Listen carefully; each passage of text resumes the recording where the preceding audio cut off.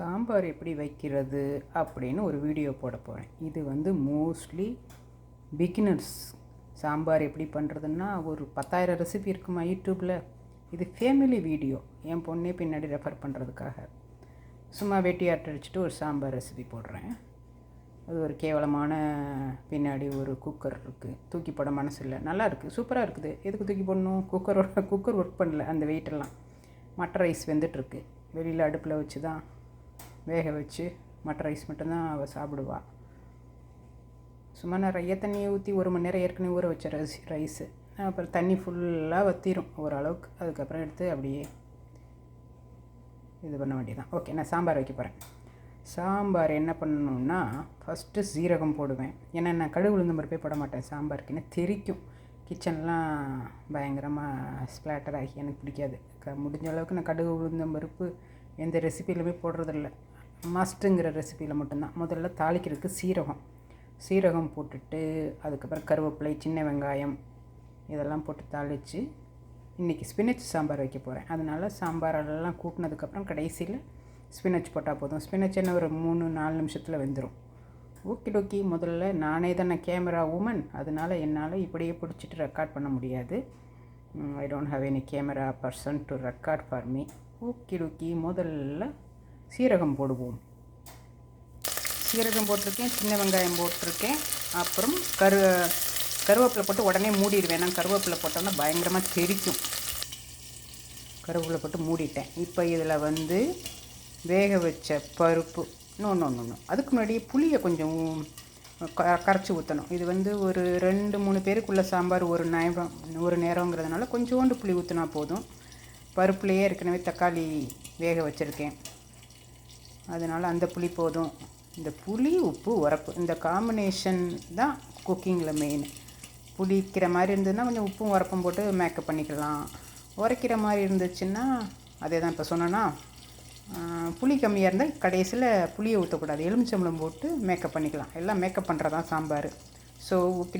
இப்போ நான் இதில் என்ன பண்ண போகிறேன்னா, அகெயின் ஐ செட், நான் இந்த ஒன்லி கேமரா பர்சனுங்கிறதுனால இப்போ என்னென்ன போட போகிறேன்னு போட்டுட்டு அப்புறம் நாம் உப்பு, மஞ்சத்தூள், மிளகாத்தூள், சாம்பார் பொடி இதெல்லாம் போட்டு கொஞ்சம் அந்த எண்ணெயில் வதக்கிட்டு புளியை கரைச்சி ஊற்ற போகிறேன்.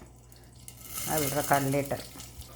சாம்பார் பொடி வந்து 1.5 டேபிள் ஸ்பூன் போட்டிருக்கேன். உப்பு, மஞ்சத்தூள், இப்போ கொஞ்சம் மிளகாப்பொடி. ஏற்கனவே இந்த பருப்பு வேக வச்சதில் நிறைய பச்சை மிளகா, நிறையானா என்ன ஒரு 2-3 பச்சை மிளகா போட்டு வேக வச்ச பருப்புங்கிறதுனால அதில் கொஞ்சம் உரப்பு இருக்கும். ஸோ ஒரு 1/2 டீஸ்பூன் மிளகாப்பொடி போட்டால் போதும். இது என்ன மிளகாப்பொடின்னு தெரில, கடையில் வாங்கின மிளகாப்பொடி பயங்கரமாக உரைக்குது. ஸோ அரை டீஸ்பூன். நீங்கள் வாங்குகிற மிளகாப்பொடியோட உரப்பு பொறுத்து போட்டுக்க வேண்டியதான். ஓகே.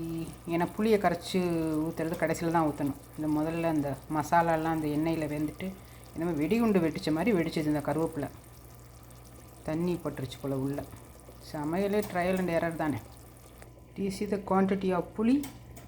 இந்த புளியை தான் கரைச்சி ஊற்ற போகிறேன். கண்ணங்கரைன்னு இருக்கிற புளி, இப்படி தான் புளி இங்கே கிடச்சிது. I have no other option. அதனால் இந்த புளியை கரைச்சி ஒரு ஐ வில் சே ஒரு 200 ml water. No, that's too much. ஒரு 1/2 டம்ளர் தண்ணியில் கரைச்சி ஊற்றினா போதும், அவ்வளோதான்.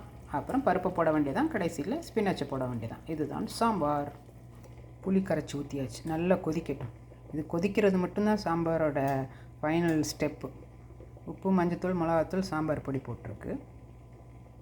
இது கொதித்ததுக்கப்புறம் பருப்பு போட்ட உடனே ஒரு 3 மினிட்ஸ் டேஸ்ட் பார்க்குறது தான் ரொம்ப முக்கியம். உப்பு, மஞ்சத்தூள், புளிப்பு, உரப்பு, உப்பு இது 3 கான்ஸ்டண்ட்டாக செக் பண்ணிகிட்டே இருக்கணும். இல்லைன்னா வைக்க சாப்பிட முடியாது. இதை கொதித்த உடனே பருப்பு போட்டு 3 நிமிஷம், அப்புறம் ஃபைனலாக வந்து ஸ்பினச் ஆட் பண்ண வேண்டியதான். காய்கறி வேறு ஏதாவது காய் போட்டால் காய் தனியாக வேக வச்சோ அல்லது இந்த வெங்காயம் வதக்கும் போதோ வதக்கிக்கலாம். இன்றைக்கி காய் ஒன்றுமே இல்லை, ஆனால் ஃப்ரோசன் முருங்கைக்காய் இருக்குது, அது போட்டிருக்கலாமோ. பரவாயில்ல. ஸ்பினச் சாம்பாரே ஓகே. இன்றைக்கி இது வேக வச்ச பருப்பு. இது எவ்வளோ இருக்கும் இந்த பருப்பு? ஒரு 3/4 கப்பு இருக்குன்னு நினைக்கிறேன்.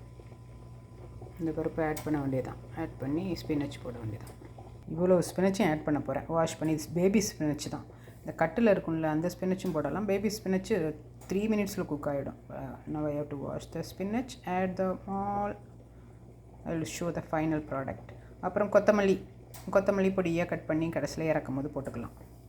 நல்லா கொதிக்க வைக்கணும். அந்த புளி வாடை, அந்த மிளகாப்பொடி, எல்லா பொடியோட வாடை போகிற வரைக்கும் நல்லா கொதிக்க வைக்கணும். இது I will say in medium heat 10 minutes. பருப்பு ஆட் பண்ணியாச்சு. பருப்பு கொஞ்சம் கம்மியாக இருந்ததுனால சாம்பார் கொஞ்சம் தண்ணியாக தான் இருக்குது. It's okay. 2-3 நாளைக்கு ஒரு தடவை பருப்பு வெளியில் வச்சேன். குக்கரில் எல்லாமே வேக வச்சுப்பேன் நான். ஆக்சுவலாக இன்றைக்கி 2 தடவை ஏற்கனவே சாம்பார் வச்சுட்டேன். அதனால பருப்பு கொஞ்சம் கம்மியாக தான் இருந்தது. It's okay. பட் பருப்பு கொஞ்சம் கெட்டியாக போட்டால் கெட்டி சாம்பார் இருக்கும். பருப்பு கம்மியாக இருந்தால் தண்ணி சாம்பார் இருக்கும். எதர் இட்ஸ் டெலிஷியஸ். சாம்பாரோட கடையில் வாங்குகிற சாம்பாருக்கு அந்த பொடியை பொறுத்து அந்த டேஸ்ட்டு மாறும். இது எங்கள் ஃபேமிலி சாம்பார் பொடி ரெசிபி, அதனால் அதுக்கு ஒரு தனி டேஸ்ட்டு இருக்கும். பட் கடையில் வாங்கினா அது ஒரு டிப்பிக்கலாக அது ஒரு டேஸ்ட்டாக இருக்கும். எவ்ரிதிங் இஸ் டேஸ்டி தான். இப்போ தான் எல்லா விதமான சாம்பார் பொடியும் கிடைக்குதே கடையில். ரொம்ப பேசுகிறோனோ. ஒரு மாங்காய் கொட்டை ஒன்று இருக்குது. நேற்று மாங்காய் பச்சடி சூப்பராக கற்றுக்கிட்டேன். ஃபஸ்ட் டைம் ரொம்ப வருஷம் கழித்து மாங்காய் பச்சடி பண்ணேன். அப்படியே ஸ்நாக்ஸ் மாதிரி உரப்பு, அந்த பச்சை மிளகா, அது மாங்காவே கிடையாது, மாம்பழம் ஆக்சுவலாக. அந்த பச்சை மிளகாயெல்லாம் சேர்ந்து சூப்பர் டூப்பர் டேஸ்டியாக இருந்துச்சு. செஞ்சு வச்சு அந்த பெரிய மாம்பழம், இந்த ஊரில் சைஸில் இங்கே உள்ளவங்களுக்கு தெரியும் அந்த மாம்பழம் எவ்வளோ பெரிய சைஸுன்னு. நானே ஃபுல் இதையும் பச்சடி என் பொண்ணுக்கு ஒத்துனோடு டேஸ்ட் மட்டும் வச்சுட்டு எல்லாத்தையும் நானே சாப்பிட்டுட்டேன். அந்த கொட்டை அதையும் போட்டேன். அது மாம்பழம் தானே, it ads flavour to the sambar. இது கிட்டத்தட்ட ஒரு மாம்பழம் தான். சரி, இதை என்னத்தை தூக்கி போடல, நிறைய அதில் சதையெல்லாம் இருக்குது.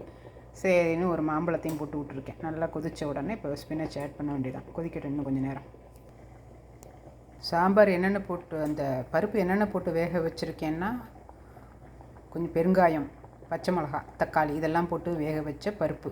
வெளியிலே வச்சு கொஞ்சம் எண்ணெய் போட்டால் கொஞ்சம் வேகமாக வேகும். வெளியில் வச்சு வேக வச்சா சாம்பார் டேஸ்ட்டாக இருக்கும். எனக்கு குக்கரில் வைக்கிற களி மாதிரி ஆகிடும். எனக்கு குக்கரில் வேக வைக்கிறதே பிடிக்காது. 3 நாளைக்கு ஒரு தடவை நிறைய பருப்பு போட்டு வேக வச்சு ஃப்ரிட்ஜில் வச்சுக்கலாம், தாளிச்சிக்கலாம், ரசம் வைக்கும் போது வச்சுக்கலாம். எனிவே ஆட் பண்ணிட்டேன். பெருங்காயம் அதில் ஆட் பண்ணியிருந்தாலும் கொஞ்சம் ஃப்ளேவருக்கு இன்னும் கொஞ்சம் கூட பெருங்காயம் போடலாமான்னு தோணுது. அதை பேசிக்கிட்டே அரட்டை அடிச்சதில் பெருங்காயத்தை தாளிக்கும் போது மறந்துட்டேன். நோ ப்ராப்ளம், இப்போ போடலாம். ஆனால் சிலருக்கு அந்த ஃப்ளேவர் கடைசியில் தூக்கலாக இருக்கும். இப்போது கொதிக்கிற நேரத்தில் போட்டால். But still I'm going to add. Mix பண்ண வேண்டியது தான். டேஸ்ட்டு பார்க்குறது தான் ரியலி இம்பார்ட்டண்ட். இதில் உப்பு, உரப்பு, புளிப்பு இந்த காம்பினேஷன் எப்படி இருக்குன்னு இப்போ டேஸ்ட் பார்க்கணும்.